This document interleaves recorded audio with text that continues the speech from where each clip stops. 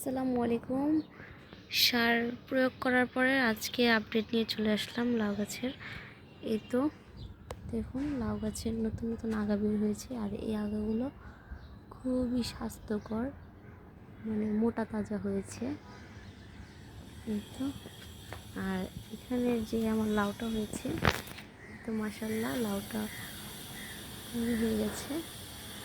আর এখানে যে আমি আরেকটা 1G কাটিং করেছিলাম, এটা থেকেও মাশাআল্লাহ একটা লাউ বের হচ্ছে। এই তো একটা লাউ আসছে।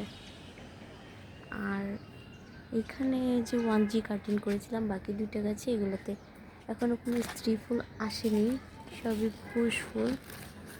দুইটা আগা থেকে এখনও কোনো স্ত্রী ফুল আসেনি। আজকে এই তো এখানে এই টপটাতে যেহেতু দুইটা গাছ, একটা গাছের আগা কাটা হয়েছিল আর একটা 1G কাটিং করা হয়নি। এই তো সেটার আগাটা, এটাকে আজকে আমি 1G কাটিং করে দিব। এই তো 1G কাটিং করে দিয়েছি, কারণ এটা মাচায় প্রায় উঠে গেছে। আজকে আমি গাছে আবার নতুন করে সার প্রয়োগ করব। আজকে আমি পটাশ এবং বোরন দুইটা সার দিব গাছে।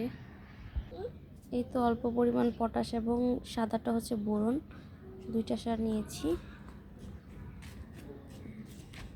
সার প্রয়োগ করার আগে আমি গাছের মাটিগুলোকে আলগা করে নেব। গাছের মাটি আলগা করে নিয়েছি, এখন এর মধ্যে আমি পটাশ সার এভাবে ছিটিয়ে দেব। তো ওটার মধ্যে পটাশ ছিটিয়ে দেব, আর বোরনটাও ছিটিয়ে দেব। গাছের গোড়া থেকে দূরে ছিটিয়ে দিতে হবে। সেমভাবে এই টপেও আমি এভাবে পটাশ ছিটিয়ে দিচ্ছি।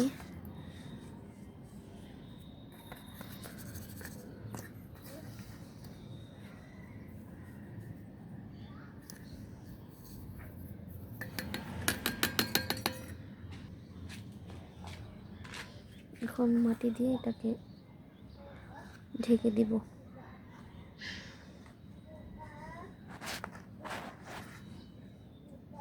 সেমভাবে এটাকেও সেমভাবে ঢেকে দিব। আর আমি জৈব সার হিসেবে আমার এই বাড়িতে আমি কিছু পচা সবজি এগুলো পচিয়েছি। এগুলোকে আমি অল্প সামান্য নিয়ে এর মধ্যে বেশি করে পানি মিক্স করে আমি দেন গাছের গোড়ায় দিই। এটা জৈব সার হিসেবে খুবই ভালো কাজ করে। প্রতিবার এভাবে নাড়া দিই। এখন এটাকে গাছে প্রয়োগ করা যাবে, বেশি দেওয়া যাবে না।